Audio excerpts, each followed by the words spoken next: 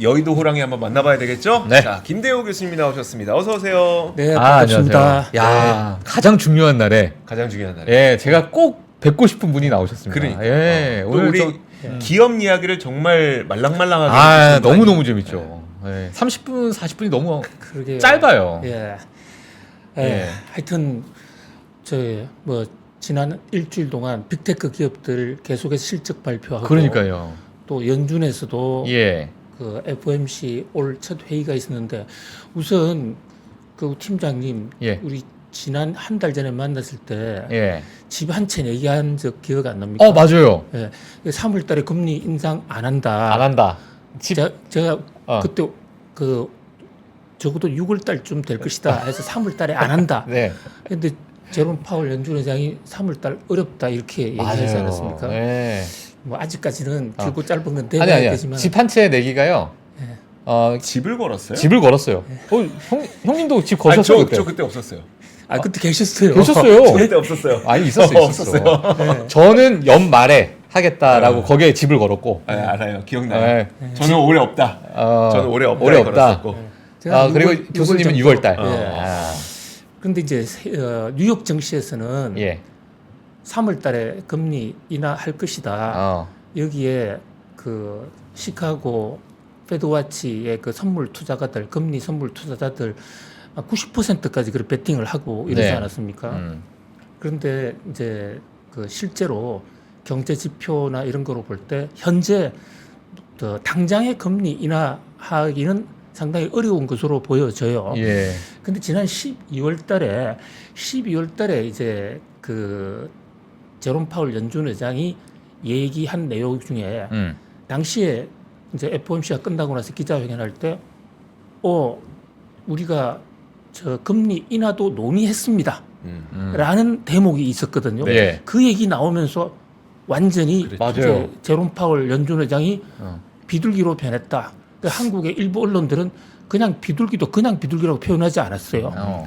대왕 비둘기다. 대왕 산비둘기. 예, 그래서 예. 완전히 이제 금리 인하가 눈앞에 있는 것 같아 이랬는데 사실 그 당시에 워딩을 잘 보면 예. 제롬 파월 연준 회장이 곧 금리 인하한다는 얘기를 한 것은 아니에요. 점도표 논의할 때 금리 인하가 점도표상으로 보면 올해 3번 정도 인하한다. 0.75%포인트 인하한다.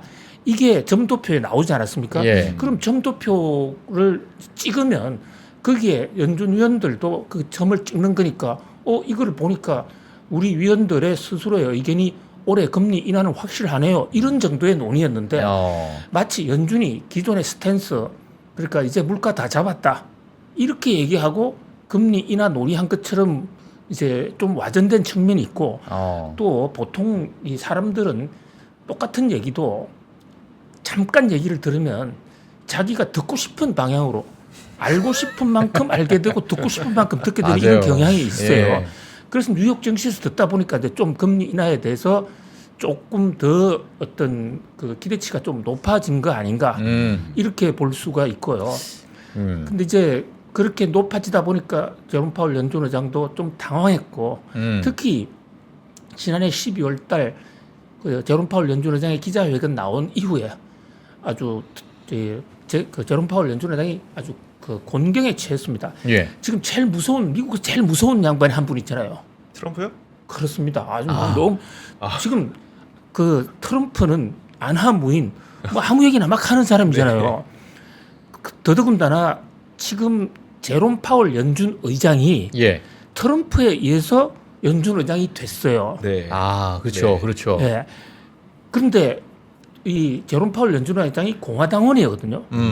미국은 자기 이력서에 정치적인 성향이 뭐냐를 쓰게 돼 있어요. 없으면 없다. 예. 당원 가입하면 나 공화당원이다. 우리처럼 실제로는 굉장히 그 센 우파 또는 좌파면서도 아닌 것처럼 하고 이건 좀 비겁하잖아요. 난 중도야. 말면서. 예. 그죠? 그러니까 오히려 나는 뺄갱이야. 그러고 뺄갱이가 뺄갱이 얘기를 하면 알아듣는 사람이 예. 네. 감안하고 들을 거 아니에요. 그렇죠. 그렇죠. 그런 면에서 솔직한 사회다고 보는데 예. 이 제롬 파월이라는 사람은 응. 원래 어디서 컸냐면요. 우리가 연준 의장을 좀 알 필요가 있어요. 그 사람의 사고, 성장 과정을 좀 알 필요가 있는데 연준이 올해로 정확하게 100년이 되면 110년. 와. 창립 110년이 1914년에 출범했으니까요. 예. 그 많은 연준 의장들을 배출할 때 경제학 전공을 아는 사람은 이 사람밖에 없어요. 그렇죠. 아. 그뿐만이 아닙니다. 경제학 박사학위가 없는 사람도 이 사람밖에 없어요. 보통 이 경영학 아닌 경제학 한 사람 중에서 최고 있는 인기 직장이 중앙은행이거든요. 네. 그래서 실제로 또 그 우수한 사람들이 많이 와야 되고 그런데 경제학과도 졸업 안 했고 법대 졸업한 또 정치학과 학부에서는 정치학과 졸업한 정치학도고 로스쿨 졸업한 변호사인데 뉴욕 돈을 벌려고 그 저기 월가로 가서 예. 칼라일이라는 곳 있죠. 네. 사모펀드. 알아요. 칼라일. 거기서 잔뼈가 굵은 분입니다. 아. 그러니까 칼라일에서 사모펀드를 하다 보면 소송들 많이 당하게 되니까 네. 소송 들어오면 그게 방어용 법정에 왔다 갔다 하고 소송해주는 예. 이 소송 변호사였는데 오바마 대통령 때요. 오바마 대통령이 그 당시에 벤 버냉키하고 그 연준 의장을 시켜놓고 있을 때 그때 너무 민주당 일색이다 그래서 의회에서 공화당이 목리를 부려서 인준을 잘 안 해줬습니다. 그래서 하나 끼워 넣는다 해서 의도적으로 공화당을 표방하고 있는 그 제롬 파월을 하나 끼워 넣어서 그래서 패키지로 해가 통과시킨 거거든요. 그러니까 한마디로 어부지리로 들어온 사람이에요. 그리고 들어와서도 말이 없었습니다. 평소에도 보통 연준 의원들은 돌아가면서 어떤 자기 역할 또 짜고 어떤 악역도 하고 배드캅, 굿캅 역할을 이래 하는데 제롬 파월은 거의 얘기를 잘 안 했어요. 굉장히 또 그 대인 관계가 굉장히 좋은 분이에요. 그러다 보니까 이제 민주당 정부에서 발탁이 돼서 연준위원이 됐는데 네. 트럼프 대통령이 굉장히 미워했던 사람이 제닛 옐런이거든요. 그래서 제닛 옐런은 4년 만에 임기가 되자 연임 안 시키고 바로 잘라버렸습니다. 자르고 그 자리에 제롬 파월을 공화당을 찾아 시킨 거예요. 네. 그러니까 사실은 연준 의장을 시켜준 게 트럼프 대통령인데 지난 12월 달에 금리 인하할 것 같은 그런 메시지가 나온 이후에 트럼프 대통령이 전화를 했대요, 직접. 그게 그래요? 지금 미국에 보도가 되고 있습니다. 아. 그래서 한마디로 너 죽을래? 진짜로요? 네. 그 보도도 제가 필요하면 제가 직접 보지는 못했지만 야. 미국 언론들의 보도인데요. 그러니까 한마디로 너 바이든 도와주는 거 아니야? 지금 아직 금리 인하할 때도 안 됐는데 바람을 먼저 잡아가지고 예.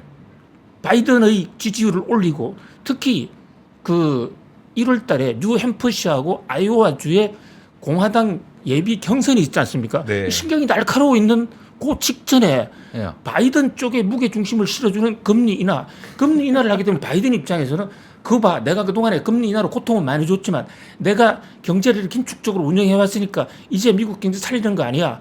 경제도 연착륙할 것 같고 이제 금리도 인하할 수 있게 됐어.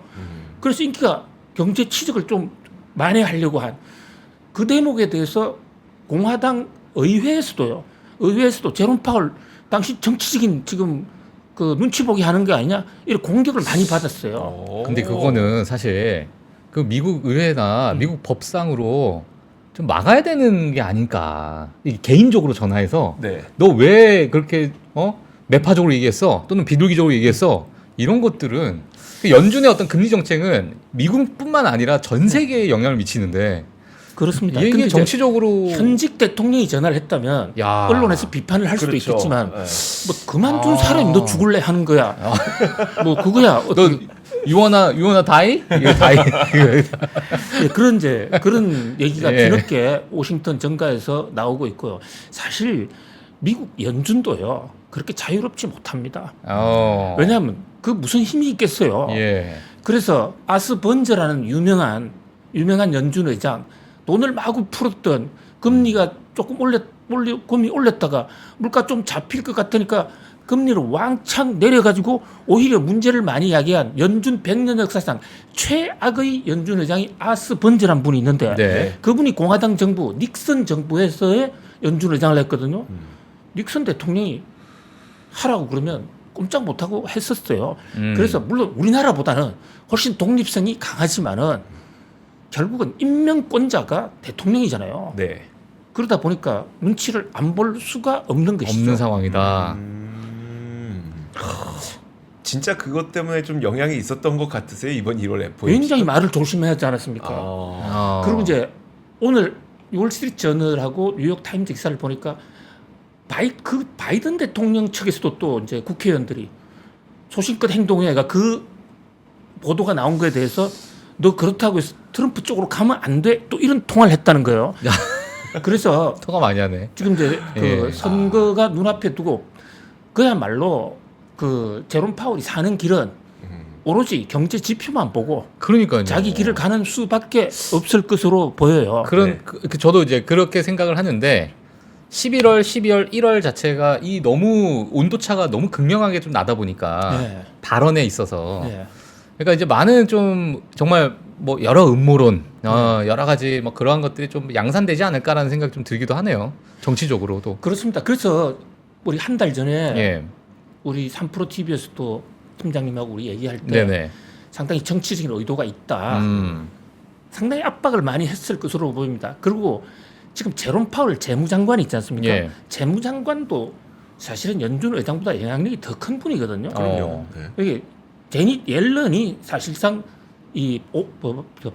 지금 대통령, 지금 바이든 대통령이 그 제롬 파월을 연준시킬 때 그 사람 공화당원이지만 괜찮습니다. 내가 같이 연준위원으로 있어봤는데 그 사람 믿을만합니다 해서 끝까지 도와줬던 사람이 제롬 파월이거든요. 예. 제롬 파월이 지금 사실상 선거 총대책본부를 하면서 저는 저 정치적으로 금리 인하의 시점을 기획하고 있다고 봅니다.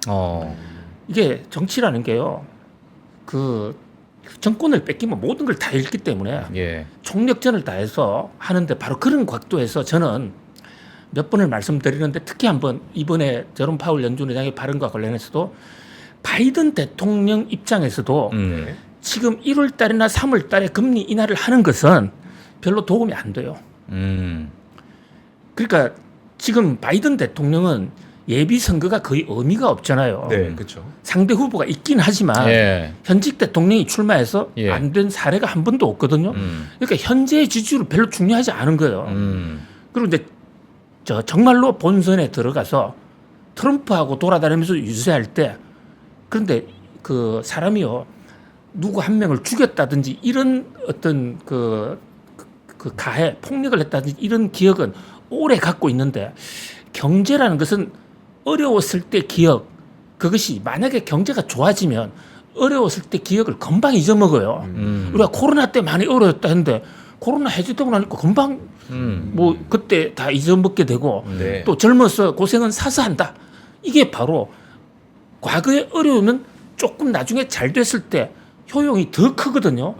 그렇다면 저는 6월 달 경에 금리를 본격적으로 내리기 시작하는 것이 바이든 대통령의 11월 달 대선에 예. 가장 효과적이다. 아.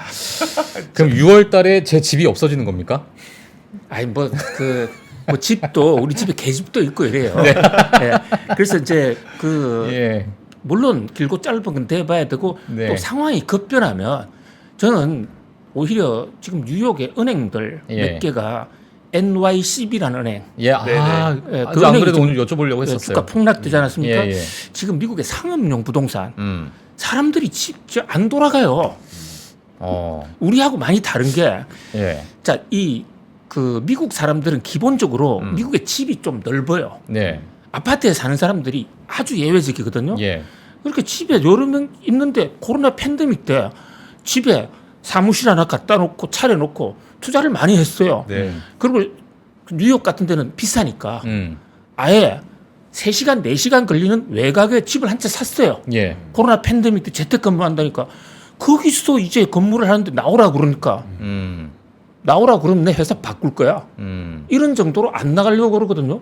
그러니까 뉴욕에 상업용 오피스 이게 텅텅 비어 있는 겁니다. 지금도. 그러니까 뉴욕은 우리하고 달리 집값은 오르고 예. 사무실 렌트로는 이게 떨어지는 그런 상황이거든요. 예. 그러니까 사무실이 잘 될 것이라고 생각한 코로나 이전에 돈을 빌려줬던 은행들, 이 은행들 입장에서는 지금 그 돈을 회수를 못 하는 거예요. 어.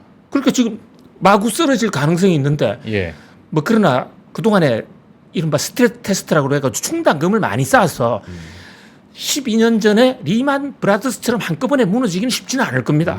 그래서 당분간 큰 금융 위기는 없을 거예요. 그러나 네. 저런 졸망졸망한 은행들이 좀 무너져 주면 금리 인하가 좀 빨리 올 수 있어요. 아. 그래서 오히려 예. 뉴욕 증시에도 반응이 말이죠. 음. 좀 경기 침체가 큰 침체가 아니라 조금 침체가 좀 왔으면 좋겠다. 예.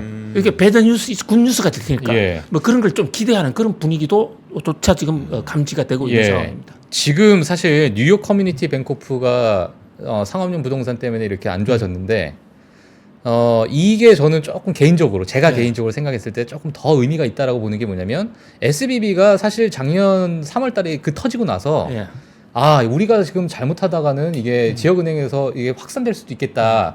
연준에서 많은 이제 좀 부양책을 또 했었잖아요. 그래서 살려놨는데 그 다른 지역은행들도 그 모습을 보면서 네. 우리도 뭔가 대비를 해야 되겠다라는 생각 분명히 아마 했었을 것이고 예. 위에서도 그런 메시지가 많이 들어왔을 것 예. 같은데 그런 상황에서도 지금의 이 상황이 또 터졌다는 얘기는 예. 이게 어찌 보면 우리들의 손을 좀 벗어난 예. 어떤 영역이 아닐까라는 저는 생각이 잠시 들었어요. 그러니까 골마 터질 대로 터진 거다 이건 예. 지금 현재 어떻게 보고 계세요? 예, 지금 우리나라는 예. 은행이 몇 개 안 되잖아요. 네. 그야말로 독과점, 과점이 되어 있죠. 그래서 윤석열 대통령도 예. 은행이 과점되다 보니까 돈 장사한다. 그래서 그 서민들, 소상인들 눈물을 흘리게 한다. 이런 지적인데 저는 공감을 하고요. 그런데 미국은요. 은행 숫자가 10,000개가 넘어갑니다. 아 많죠. 은행 어마어마하죠. 설립이 우리처럼 그렇게 어렵지가 않아요. 예. 그리고 은행이 한 해 무너지는 은행들이 보통 500~600개씩 무너져요. 그래요? 그러니까 웬만큼 무너져도 그것이 그 우리나라에서 말하는 우리나라는 만약에 지방은행 하나 무너진다. 그럼 이건 쇼크가 대단하죠. 그런 그 그 정도가 정도까지는 아니고요. 아니다. 그런 정도 무너지면 미국은 금방 인수를 시키지 않습니까? 예. 그러니까 현재 상태에서 금융 대란으로 확산될 조짐은 그렇게 많지가 않고요. 아. 리만 브라더스 사태는 그 서브 프라임을 해가지고 그것을 모기지로 상품을 돌렸지 않습니까? 예. 여러 금융기관들이 같이 걸려버린 거예요. 음. 그리고 리만 브라더스라는 투자은행 자체가 굉장히 큰데요. 네. 근데 지금 무너지고 있는 뭐 SVB 이런 정도는 그 은행을 무시하는 게 아니라 그 미국 금융으로서는 뭐 한 해 한 5% 정도 무너지는 것은 미국 금융 시스템에서 충분히 견딜 수 있는 그러나 이제- 용돈 수준이군요. 예, 뭐 용돈 뭐 좀 그러나 굳이 얘기하자. 조심은 해야 되겠지만은 그러나 지금 그 동안에 워낙 경기 좋을 때 예. 스트레스 테스트 한다고 그래 충당금을 많이 많이 쌓아가지고요. 쌓았으니까. 웬만큼 해도 어. 지금 무너질 정도로 그렇게 취약하지는 않은 상태라고 볼 수 있습니다. 예. 알겠습니다. 알겠습니다. 예. 그러면 뭐 FMC도 이제 대선 예. 예, 한 가지요. 네네. 지금 사실은 우리가 관심 있게 봐야 될 것은 금리 문제와 관련해서 예. 채권입니다. 채권. 채권이요. 예. 그러니까 국채가 지금 미국 연방 정부가 재정 적자가 심하니까 네. 그 국채를 지금 많이 찍어내야 될 상황이거든요. 그러니까 그 제닛 옐런도 그 QRA라고 그래서 미국 재무부가 분기별로 우리 2분기에는 1분기, 2분기에 국채를 얼마나 발행할까 국채 물량을 사전 공지하도록 돼 있어요. 네네. 며칠 전에 공지를 했거든요. 거기서 제닛 옐런 재무장관의 기자회견한 이 대목 꼭 좀 전해드리고 싶은데 한국 언론은 그 별로 주목하지 않더라고요.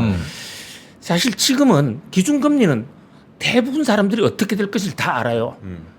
이미 알고 있는 것은 큰 변수가 안 됩니다. 그렇죠. 국채가 문제인데요. 최근에 국채 금리가 지난해 연말경에 좀 올라갔더랬어요. 그것은 채권 물량 폭탄이 나올 것이다. 그러니까 수급으로 봐서 올해 국채를 좀 더 많이 발행해야 되는 상황입니다. 네. 근데 이 제닛 옐런이 꾀를 내 가지고요. 지금 굉장히 그 미국의 경제가 좋지 않습니까? 네. 그리고 금융 사정도 좋을 때니까 1분기에 예. 2분기, 3분기 찍어내야 될 국채까지도 1분기에 다 실현해 버렸어요. 지금. 예.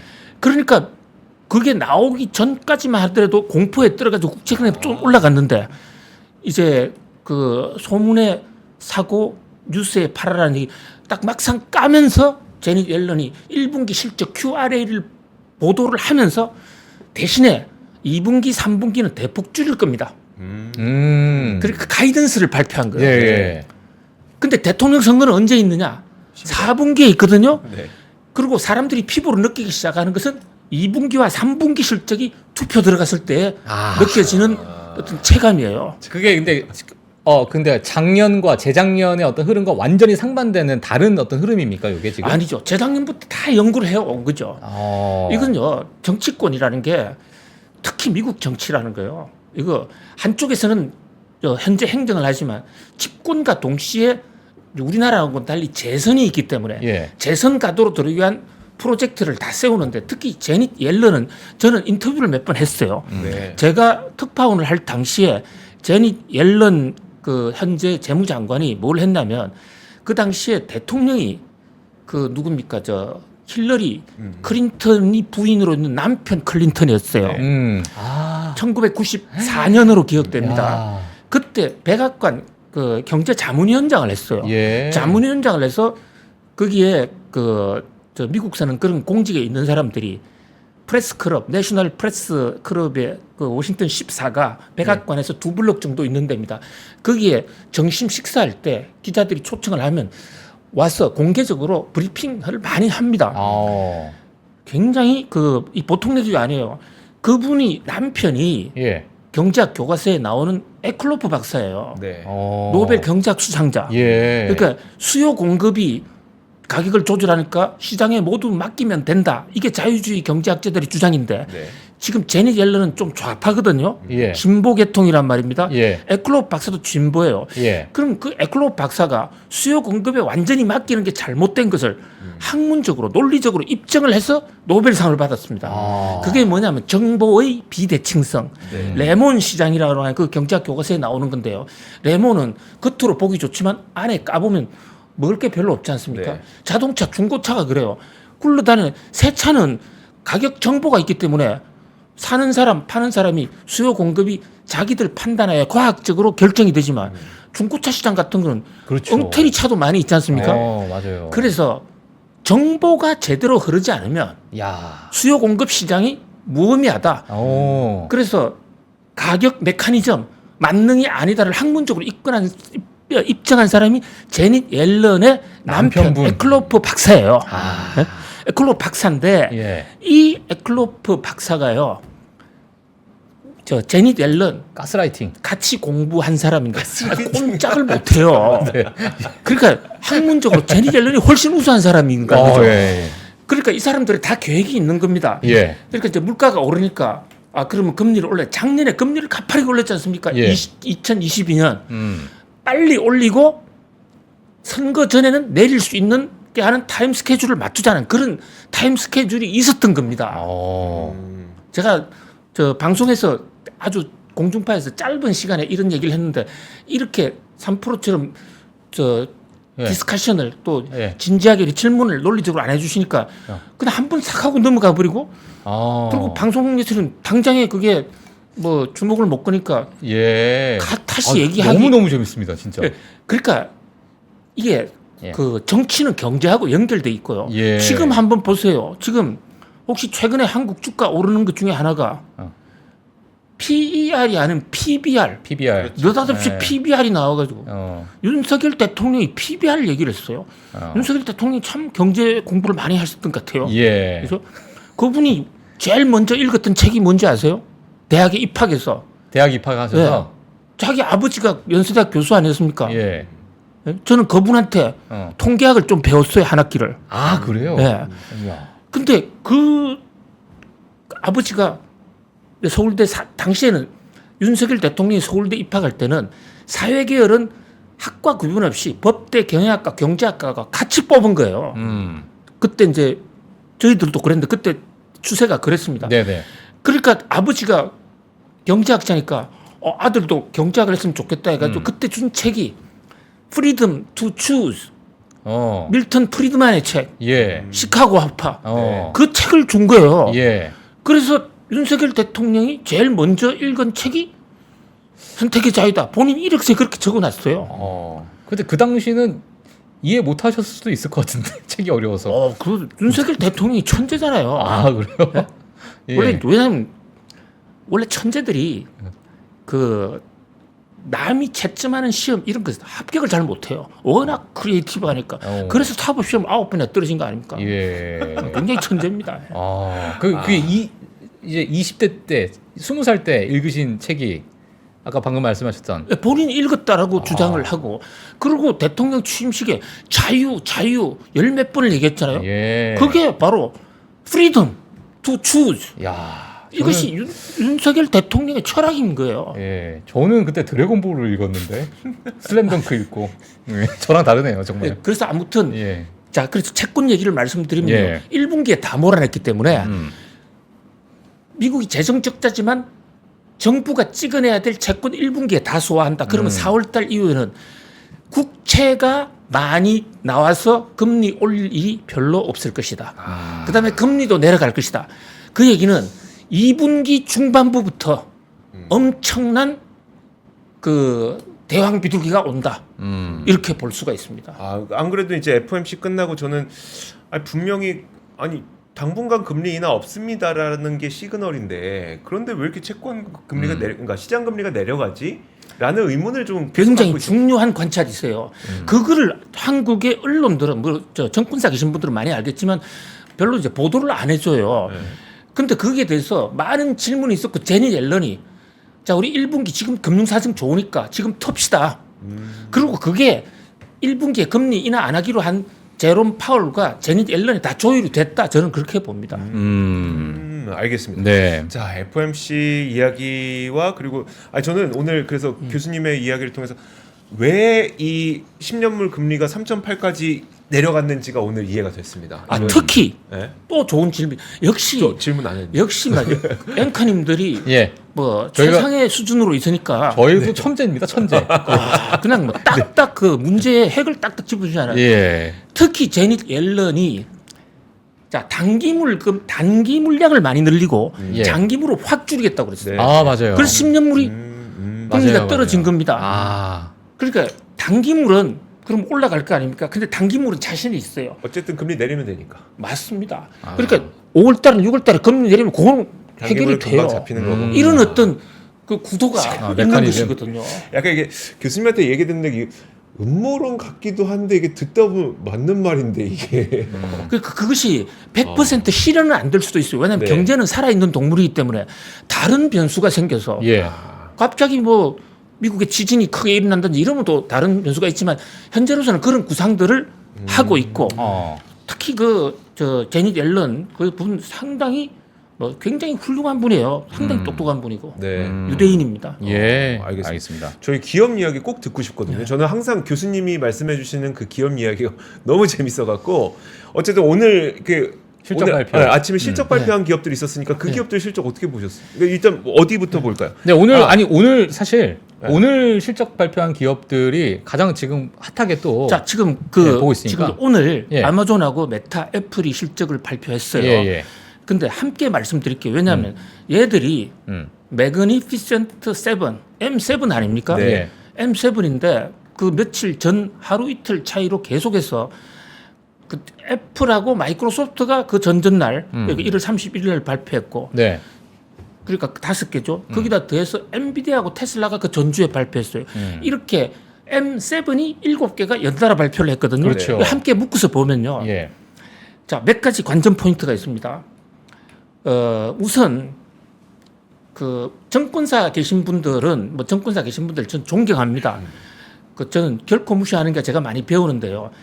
자, 자기가 속하고 있는 직장에 이익에 반해서 얘기하기가 좀 쉽지가 않아요. 네.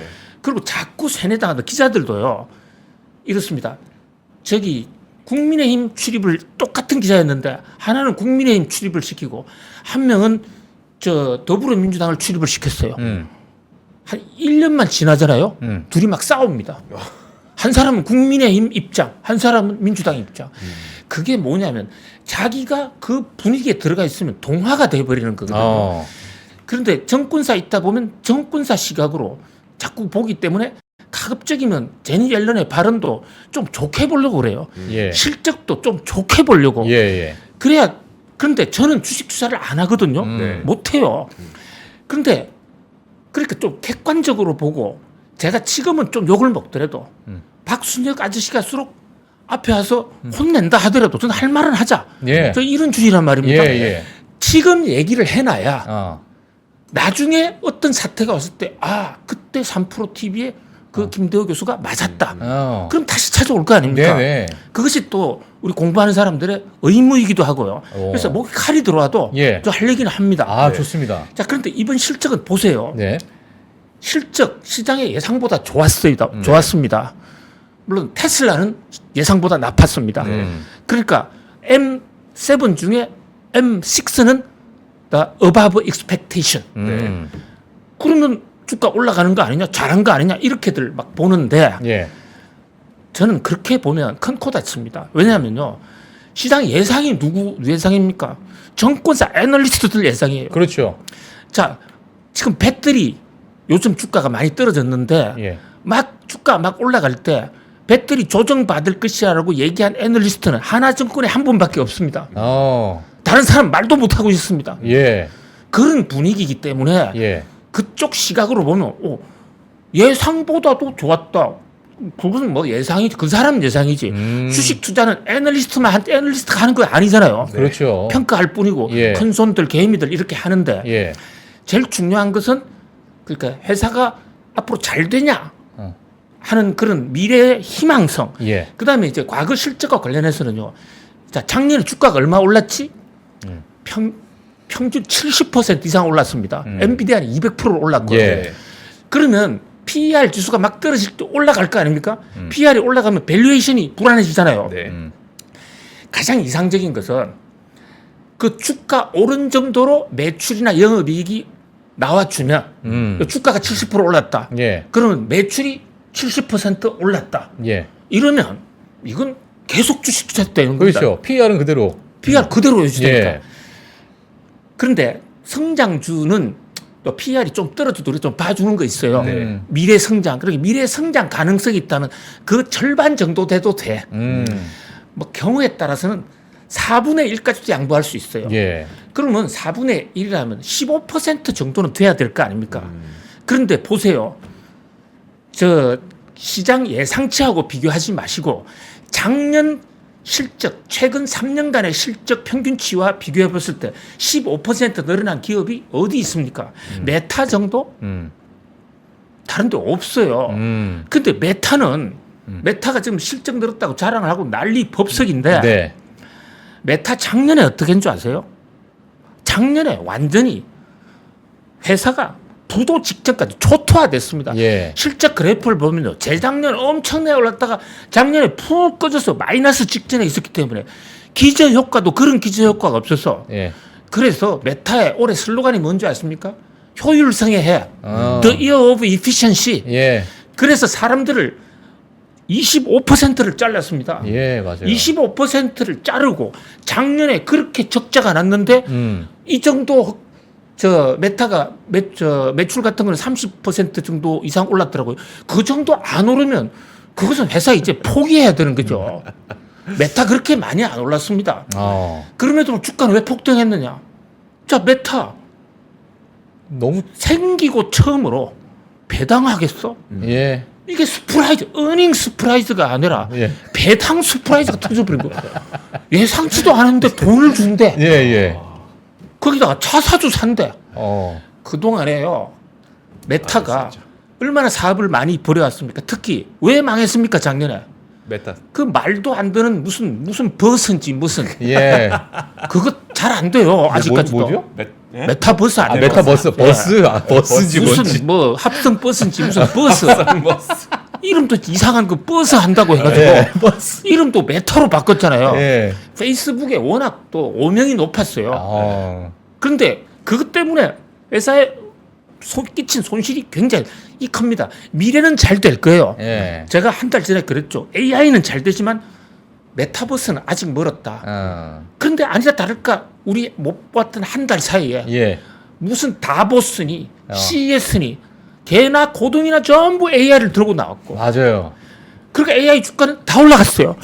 자, AI는 실제로 실적이 없어도요. 예. 쉽게 접근할 수 있고 챗 GPT는 지금도 들어갈 수 있어요. 예. 그렇기 때문에 메타버스는 안경을 껴야 되잖아요. 어지러지한 안경. 맞아요. 그것도 500만 원씩 하는 그거 기업체 아니면 함부로 들어가기가 쉽지가 않아요. 그러니까 일단 차원이 달라지는 건데 예. 이 AI는 현 차원 속에서도 우리 이거에서도 지금 그렇죠. AI 할 수 있어요. 예.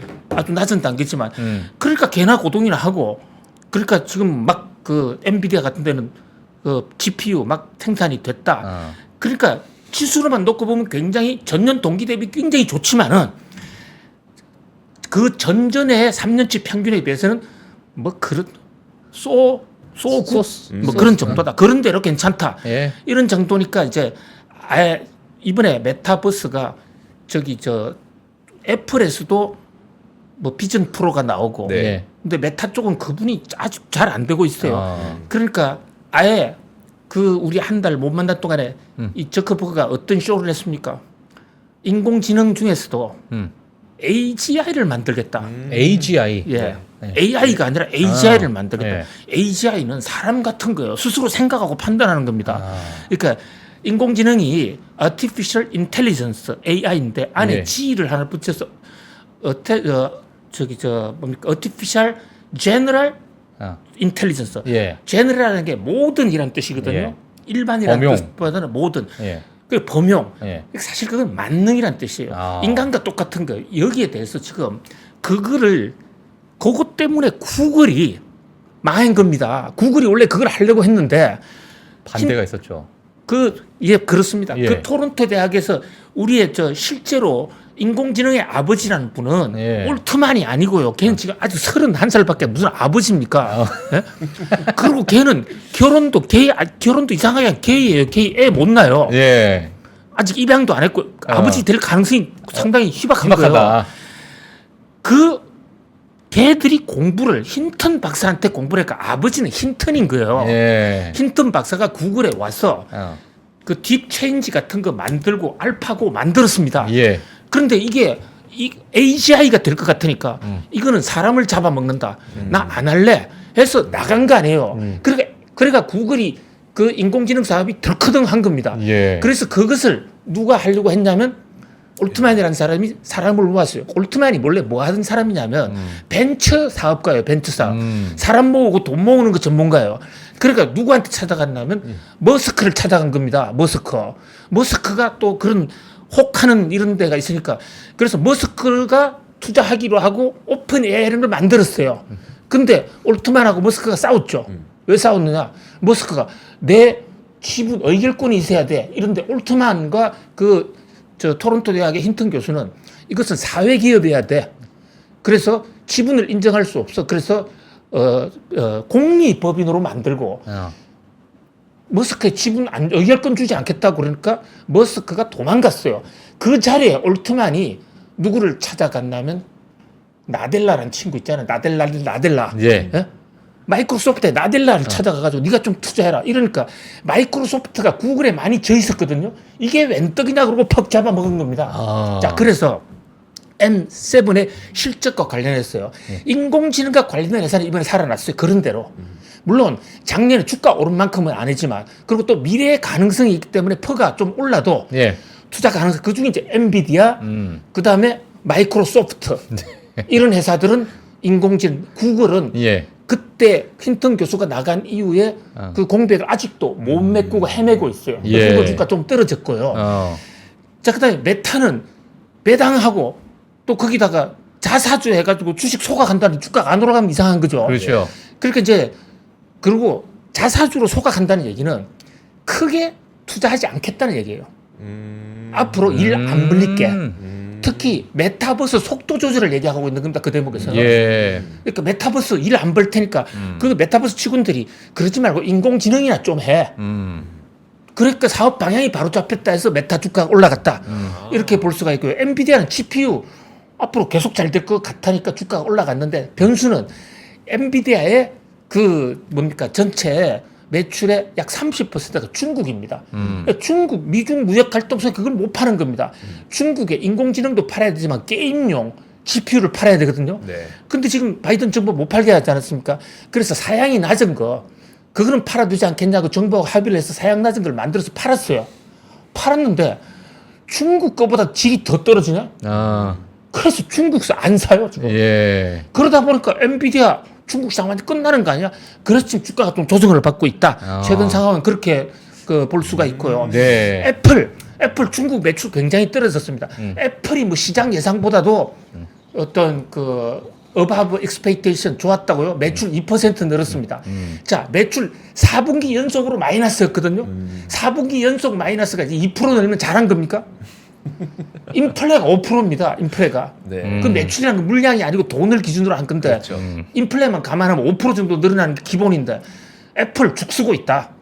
그리고 애플 지금 아이폰 중국 시장 상당히 힘들고 그다음에 자율차 만든다고 했는데 뭐 2008년까지 어렵다. 그런 얘기 또 보도되지 않았습니까? 애플이 지금 성장 동력이 잘 안 보인다. 그래서 애플 어렵다. 예. 그다음에 테슬라는 거의 지금 망조가 된 수준이고요. 망조 그래서 수준이에요? 그래서 테슬라는 시간 예. 있으면 좀 별도로 말씀을 드리고 싶습니다만 네. 이 테슬라의 경우에는 아예 지금 뉴욕 증시에서 매그니피션트 세븐에서 빼자. 예. 그 황야의 무배 7인 거기서 빼자. 그런 얘기까지 나오고 있는 상황입니다. 알겠습니다. 7개 회사를 그렇게 말씀을 드립니다. 예. 아유. 이렇게 정리가 되네요. 저는 교수님의 건강이 걱정돼요. 숨을 안 쉬신 것 같아. 한 20분 동안. 그러니까요. 예, 폐활량이 좋으신 것 같습니다. 아, 그러니까요. 예. 오늘 제가 배운 단어 above expectation. 예. 자, 예, 좋습니다. 아유, 아. 고맙습니다. 정말. FMC를 통해서 왜 채권 금리가 그렇게 움직였는지도 배웠고 그리고 지금 사실 우리가 실적을 볼 때는 전년 동기랑 비교를 하다 보니까 사실 기저 기고를 물론 감안을 하면서도 체감이 잘 안 되거든요. 예. 근데 오늘 아주 좀 그 체감을 할 수 있게끔 예. 설명을 잘 해주셨습니다. 저는 사실 오늘 교수님께서 네. 지금 실적에 대해서 너무나도 많은 분들이 좀 과도한 또 기대감을 좀 품으시지 않을까라는 생각이 좀 들기도 해요. 근데 이제 그런 부분을 좀 우리가 명료하게 네. 다른 관점으로 한번 지켜보는 것도 좋겠다. 그런 관점에서는 전 정말 재밌게 들었습니다. 저도 재밌게 예. 들었습니다. 아이고 예리하게 딱 핵심 포인트를 지적해 주셔서 저는 신이 나서 시간이 예. 아까워서 좀 아유, 정말 지금 시간이 모자릅니다. 저 정말. 아무 말도 안 했거든요. 좋은 질문 하셨다고. 질문이 상당히 좋았어. 예. 눈빛 질문. 너무 눈빛 재밌고 질문. 너무 감사드리는 시간이었습니다. 네, 자, 알겠습니다. 김대호 교수님이었습니다. 고맙습니다. 감사합니다. 네, 고맙습니다. 장 시작 전부터 종료까지 쏟아지는 수많은 뉴스와 정보들. 이 중에서 어떤 것이 투자에 정말 도움이 되는 정보일까요? 3프로의 증시 셔터맨 박근영 마스터가 직접 정보를 선별하고 투자의 힌트를 드립니다. 시간도 아끼고 투자 아이디어도 얻는 시간, 박근영 부장의 마켓 힌트와 함께 하세요.